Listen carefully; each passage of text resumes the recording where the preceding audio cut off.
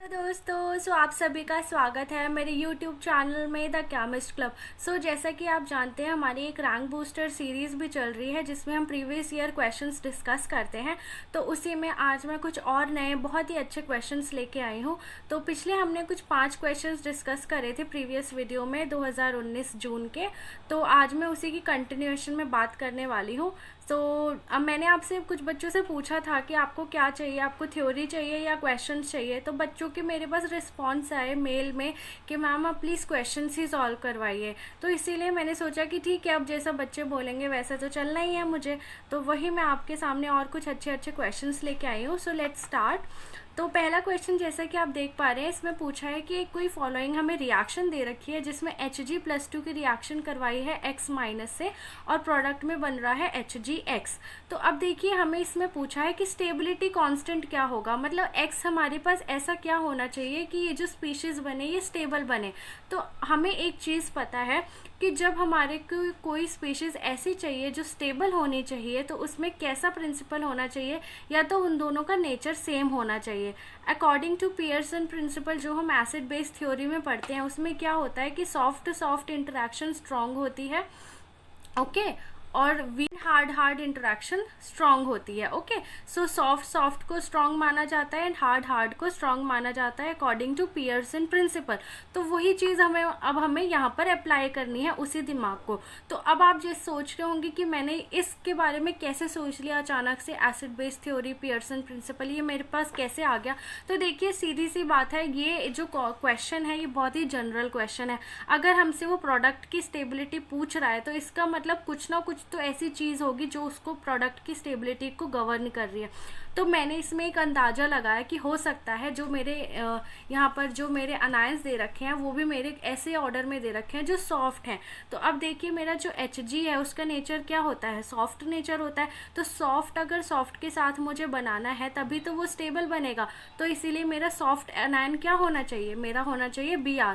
क्योंकि जब हम डाउन द ग्रुप जाते हैं तो आप ये लिख लीजिए कि जब हम डाउन द ग्रुप जाते हैं, डाउन द ग्रुप जाने से क्या होता है, जो सॉफ्टनेस होती है वो इंक्रीज़ होती है। ओके, सॉफ्टनेस इंक्रीज़ होती है और हार्डनेस क्या होती है, हार्डनेस डिक्रीज़ होती है। तो अब मेरा जो Hg+2 होता है, Hg+2 होता है, ये मेरा कैसा नेचर का होता है, सॉफ्ट नेचर का होता है। तो हमें इस क्वेश्चन में अरेंज करना है सॉफ्टनेस के नेचर में। जो Hg+2 है वो सॉफ्ट नेचर का होता है तो अनायन भी सॉफ्ट होना चाहिए। तो अब हमारा अनायन कौन सा सॉफ्ट होगा, Br होगा, फिर Cl होगा, फिर F होगा। तो अगर हमारा X में Br होगा तो ये सबसे ज़्यादा स्टेबल होगा, followed by chlorine and bromine. तो सबसे ज़्यादा स्टेबिलिटी हमारी Br के साथ होगी, तो इसका ऑप्शन हो जाएगा ए। तो आपको मिल गए 2 नंबर यहाँ पे। ओके, सो अब हम नेक्स्ट क्वेश्चन देखते हैं अपना। इस क्वेश्चन में हमसे पूछा है, हमें कुछ स्टेटमेंट्स दे रखे हैं मॉलिक्यूलर ऑर्बिटल डायग्राम के बेंजीन के बारे में कुछ स्टेटमेंट्स दे रखे हैं। तो हमें बताना है कि कौन सी स्टेटमेंट इसमें से सही है जो एकदम सटीक मैच कर रही है बेंजीन के मॉलिक्यूलर ऑर्बिटल डायग्राम से। तो अभी आप घबरा रहे होंगे कि भाई हमें तो नहीं पता बेंजीन का मॉलिक्यूलर ऑर्बिटल डायग्राम क्या होता है। तो इसके लिए हम यूज़ करते हैं फ्रॉस्ट सर्कल। फ्रॉस्ट सर्कल जो होता है ये हमें बताता है, मॉलिक्यूलर डायग्राम बनाने में मदद करता है और बहुत ही इजी होता है। मैं आपको इसकी ट्रिक बताऊंगी अभी कि इसको कैसे सॉल्व करना है। तो पहले स्टेटमेंट देख लेते हैं क्या क्या दी है। पहली स्टेटमेंट है कि जो only the lowest energy of MO is doubly degenerate, मतलब जो लोएस्ट एनर्जी मॉलिक्यूलर ऑर्बिटल का है वो डबली डीजनरेट है। मतलब जो सबसे नीचे वाला जो होता है ना मॉलिक्यूलर ऑर्बिटल डायग्राम वो डबली डीजनरेट। डबली डीजनरेट का मतलब है उसमें ऐसे 2 ऑर्बिटल्स हैं। और पूछा है only LUMO is doubly degenerate. LUMO मतलब लूमो हमारा ऐसे डबली डीजनरेट है। Only HOMO is doubly degenerate, both HOMO and LUMO are doubly degenerate. So अब हमें इसमें से बताना है कौन सी स्टेटमेंट सही है। सबसे पहले हम अपना फ्रॉस्ट डायग्राम ड्रॉ करेंगे। तो फ्रॉस्ट डायग्राम यहाँ पे मैं हेडिंग डाल देती हूँ, फ्रॉस्ट डायग्राम। यहाँ पर बस मैं एक ग्लिम्स दे रही हूँ कि हमें कैसे बनाना होता है। तो सबसे पहले बात है हमें फ्रॉस्ट डायग्राम ड्रॉ करना है। इसकी जो सबसे बेसिक टेक्निक है वो क्या है कि सिर्फ एक ऑर्बिटल आएगा कहाँ पर, जो सबसे नीचे होगा। जो लोएस्ट हमारा जो बॉन्डिंग ऑर्बिटल होगा वो सिर्फ एक होगा और ये हमेशा होगा, इट विल बी ऑलवेज 1। तो अब हमारे को क्या बनाना है, ये मेरी बेंजीन है। ओके, ये मैंने अपनी एक बेंजीन रिंग बना दी है। तो ये सॉरी ये थोड़ी गड़बड़ हो गई, बट ठीक है, इट्स ओके फाइन। तो अब मुझे क्या करना है, इससे ऐसे जोड़ते हुए एक सर्कल बना देना है ऐसे। ये मेरा एक सर्कल बन गया। ओके, तो अब आप देखो ये जो मेरे यहाँ पर जो इसकी टिप है, ये जो टिप है ये मेरे लिए कैसे एक्ट करेगी, एक ऑर्बिटल की तरह। ठीक है, तो ये मेरे एक ऑर्बिटल की तरह एक्ट करेगी। मैं थोड़ा बड़ा बना देती हूँ। ये देखिए, ये मेरा बेंजीन है। और अब आपको क्या करना है, एक सर्कल बना देना है इसको ऐसे जोड़ते हुए। ठीक है, अब जो इसके जो टिप्स हैं ये मेरे लिए कैसी एक्ट करेंगी, एक ऑर्बिटल की तरह। और मैंने अभी आपको क्या बोला था कि एक ही ऑर्बिटल सबसे नीचे होना चाहिए, जो लोएस्ट बॉन्डिंग ऑर्बिटल है ना वो हमेशा 1 होगा। ओके, तो ये इस फ्रॉस्ट डायग्राम की ट्रिक होती है। तो हमने उस पॉइंट को फॉलो किया, एक जो सबसे लोएस्ट है वो मैंने नीचे कर दिया। अब आपको क्या करना है, इसमें से बीच में से एक लाइन पास करनी है जो हमें बेरी सेंटर बताएगा। ठीक है, इक्वल हाफ में वो डिवाइड कर रहा है, तो इसलिए मैंने यहाँ पर बीच से एक लाइन पास करी जिसको हम बोलेंगे बेरी सेंटर। इससे जो नीचे हैं ये तो मेरे बॉन्डिंग हो गए, इससे जो ऊपर है ये मेरे एंटी बॉन्डिंग हो गए। अब ये जो नीचे है ये मेरा क्या है, ये सबसे लोवेस्ट है।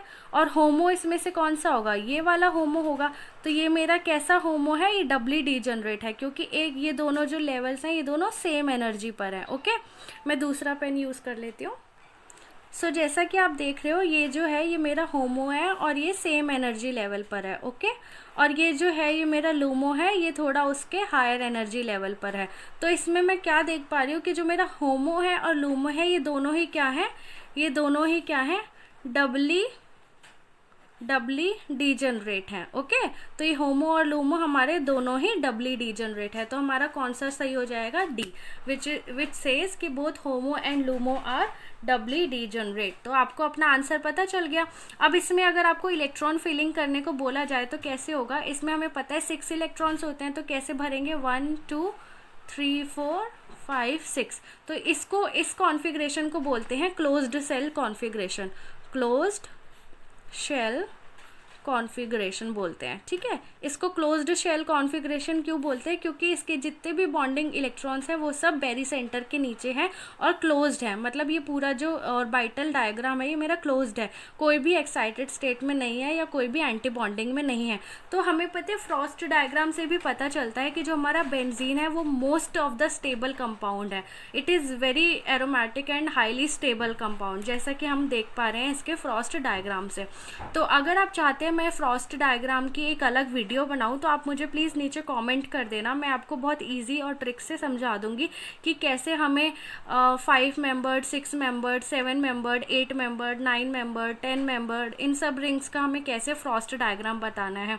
और मेरे पास इतनी अच्छी ट्रिक है, हम इससे को बाएं हाथ से बना सकते हैं। तो अब बढ़ते हैं अपने नेक्स्ट क्वेश्चन की तरफ, which is the major product formed in the following reaction is, या फिर आर। ठीक है, ऐसे पूछा हुआ था।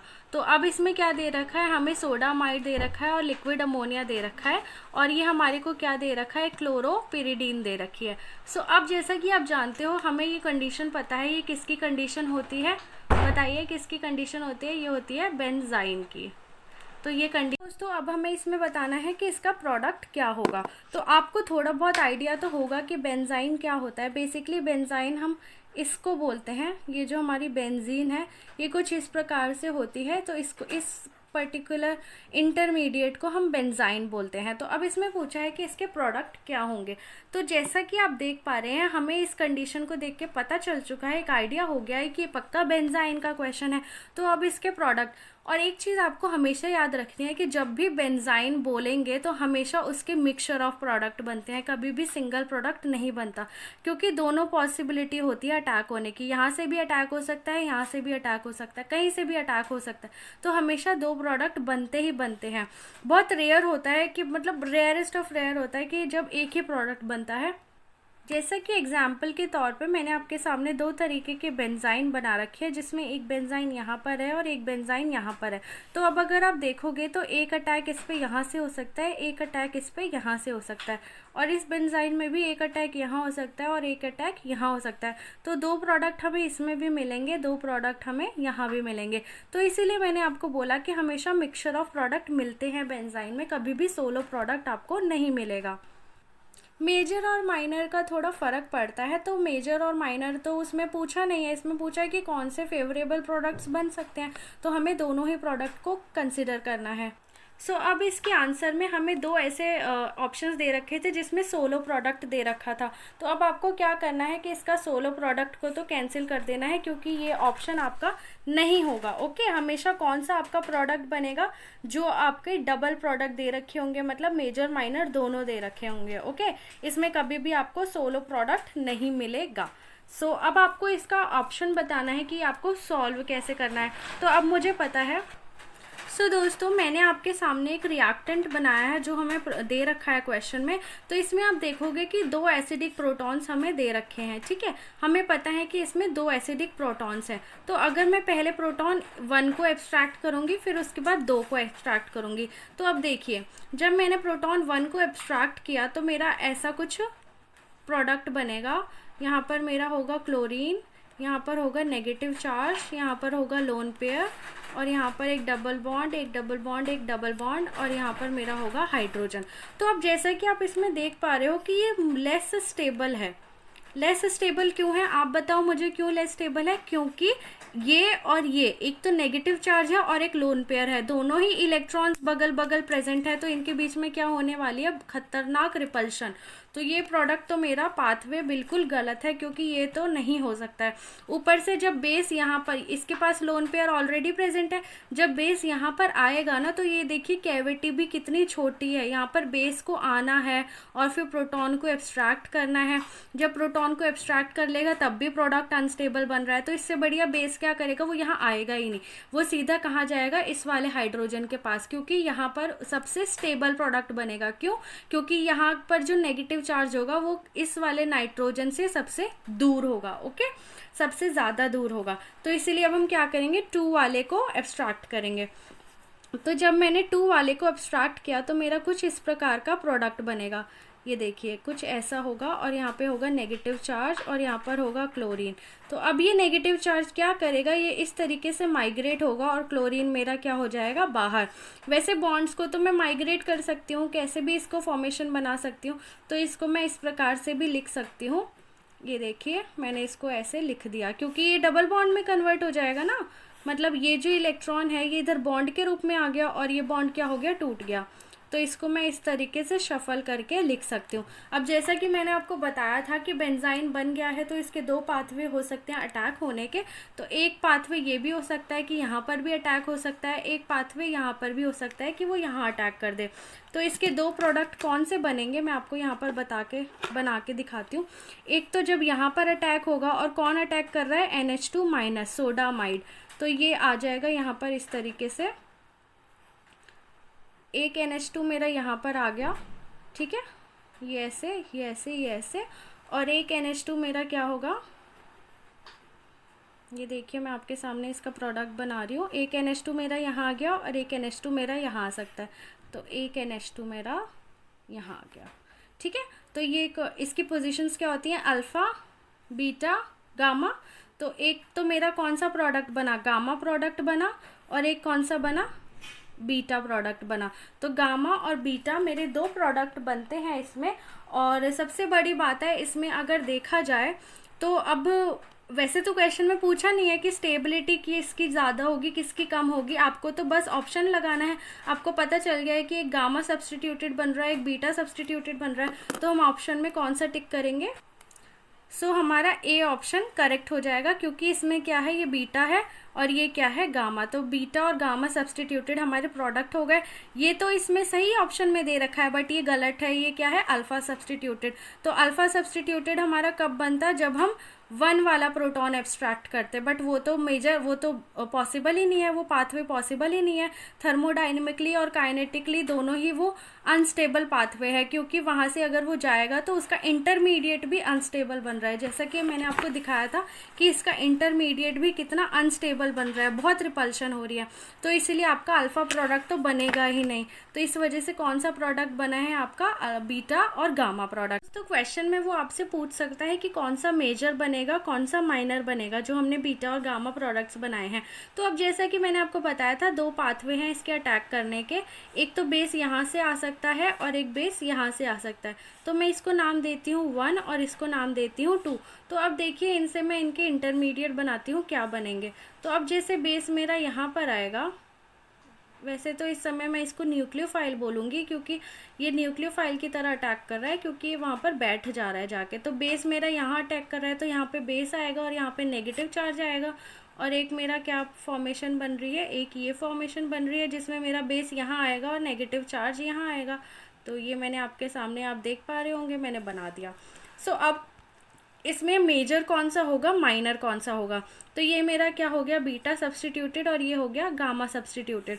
तो आप जैसा कि देख पा रहे हैं, ये नेगेटिव चार्ज जो है ये नाइट्रोजन से बहुत दूर है और ये नेगेटिव चार्ज नाइट्रोजन के पास है। तो नाइट्रोजन के पास जितना नेगेटिव चार्ज होगा उतनी ज़्यादा वो उसको स्टेबलाइज करेगा -I इफेक्ट से। और ये क्या करेगा, ये डिस्टेबलाइज हो जाएगा क्योंकि नेगेटिव चार्ज दूर है नाइट्रोजन से, तो इसीलिए ये मेरा ज़्यादा स्टेबल प्रोडक्ट होगा। तो gamma substituted will be more stable than beta substituted. So अगर आपसे वो रेशियो पूछेगा तो इट विल बी 2:1। जो गामा का और बीटा का जो रेशियो होगा विल बी 2:1। ठीक है, आपको आई होप ये समझ आया होगा। बाकी आप मुझे कमेंट कर देना अगर आपको बेंजाइन केमिस्ट्री समझनी है, हर एक चीज़ पिरिडीन की और बेंजीन की, तो आप मुझे बता देना, कमेंट कर देना। मैं आपको एक इस पे नया वीडियो या लेक्चर ले लूँगी। ओके, सो बढ़ते हैं अपने नेक्स्ट क्वेश्चन पे। दोस्तों सबसे इजीएस्ट क्वेश्चन अभी तक का, जो आपको भी करके बहुत खुशी हो जाने वाली है, I am damn sure. So देखिए, the correct order of reactivity of the following dienes towards reaction with maleic anhydride. अब आपको इसमें तो चाहे आपको पेरिसाइक्लिक आती हो नहीं आती हो, मैं तो श्योर हूँ कि आप इसको कर ही दोगे अटेम्प्ट। क्यों? क्योंकि इसमें क्या पूछा है, एक हमें डाइनोफाइल दे रखी है। ओके, डाइनोफाइल दे रखी है। तो डाइनोफाइल के लिए अगर हमें रिएक्शन करवानी है तो किससे कराते हैं हम, डाइईन से कराते हैं। तो डाइईन की कैरेक्टरिस्टिक क्या होती है, इलेक्ट्रॉन रिच, और डाइनोफाइल की कैरेक्टरिस्टिक क्या होती है, इलेक्ट्रॉन डेफिशिएंट। बस इसमें हमें ये देखना है कि इनमें से कौन सी इलेक्ट्रॉन रिच है। तो ये मुझे पता है, मिथॉक्सी वाली हमेशा इलेक्ट्रॉन रिच होती है क्योंकि ये सब्सटीट्यूटेड है OCH3 से, है ना। ये क्या करेगी, इलेक्ट्रॉन्स देगी हमारे उस डाइईन में। यहाँ पर कोई भी सब्सटीट्यूशन नहीं है और यहाँ पर कौन सा ग्रुप लगाया है, -I वाला क्लोरीन। तो अब इसका ऑर्डर क्या हो जाएगा, 3 का, फिर 2 का, फिर 1 का। ओके, सो ये हमारा ऑर्डर हो गया डाइईन का। सो आप देख लीजिएगा, आपको अगर पेरिसाइक्लिक में भी कुछ डाउट है तो आप बता दीजिएगा, मैं उसकी भी वीडियो बना दूंगी। क्योंकि देखिए पता है, मोस्ट इम्पॉर्टेंट इज़ कि आप लोगों से मुझे वो आने चाहिए, एफर्ट्स भी नहीं बोलूँगी, बट आपकी तरफ से ना थोड़े वो कमेंट्स आने चाहिए, तभी तो मैं समझ पाऊँगी कि आप लोगों को किस में डाउट है और मुझे किस पर ज़्यादा फोकस करना है। क्योंकि जब हमारे बीच में एक कम्युनिकेशन गैप शुरू हट जाएगा ना, तो चीज़ें बहुत आसान हो जाएंगी। तो let's move to our next question. So ये भी क्वेश्चन बहुत इजी है, इसमें आपको कुछ नहीं करना, बस बताना है कि कौन सा, मतलब इसमें कितने 1H NMR आपके सिग्नल आपको मिलने वाले हैं। तो ऑप्शन में आपको दे रखा है 3, 4, 5, 6। देखिए सबसे इंपॉर्टेंट चीज़ इसमें क्या है ना, कि इसके ऑप्शन कैसे दे रखे हैं 3, 4, 5, 6, क्योंकि देखिए आसपास ही दे रखे हैं। अगर आपका एक भी कम हो गया आपने, या एक भी ज़्यादा गिन लिया, तो आपका ऑप्शन एकदम ख़त्म हो जाने वाला है और आपको माइनस मार्किंग मिल जाने वाली है। तो इसीलिए आप जब इसको अटेम्प्ट करना ना, हमें लगता है कि ये बहुत ईजी है, बट इसको थोड़ा दिमाग खोल के आप करोगे ना, मुश्किल से 1 मिनट भी दे दोगे तो आपका ये बहुत अच्छे से सॉल्व कर पाओगे। तो अब मैं आपको इसकी ट्रिक बताती हूँ, इसको कैसे सॉल्व करना है। जैसे कि आपके सामने मैंने इस मॉलिक्यूल को बहुत अच्छे से बना रखा है। इसमें आप सबसे पहले ना सिमेट्री खोजने की कोशिश करना। कि अब देखिए, इसमें हम अगर इसको बाइफरकेट करके देखें, मतलब POS देखने की कोशिश करें, which is plane of symmetry, तो अगर आप इसको बीच में से भी काटोगे तो इसकी ये रिफ्लेक्शन नहीं है, क्योंकि इसको H को कौन रिफ्लेक्ट करेगा, CH3। तो ये तो रिफ्लेक्शन नहीं है, ये तो गलत है, POS इज़ नॉट प्रेजेंट। सो अगर आप इसको ऐसे वाला काटोगे, मतलब इसको बीच में से ऐसे काटोगे, इस तरीके से काटोगे, तो बेसिकली क्या होगा कि H की रिफ्लेक्शन कौन देगा, CH3, और CH3 की रिफ्लेक्शन H।